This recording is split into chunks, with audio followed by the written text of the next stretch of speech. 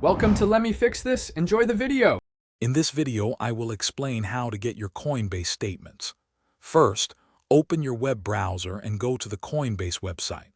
Log into your account using your credentials.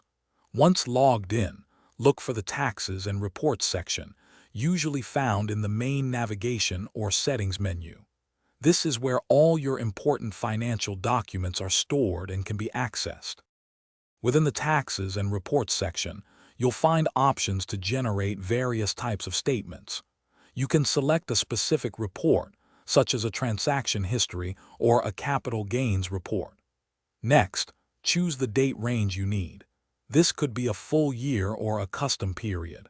After making your selections, simply click the Generate Report button to prepare your document.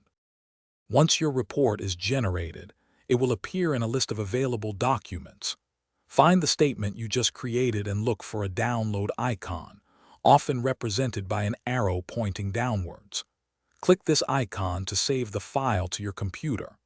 Most statements are available in common formats like PDF for easy viewing or CSV for detailed data analysis.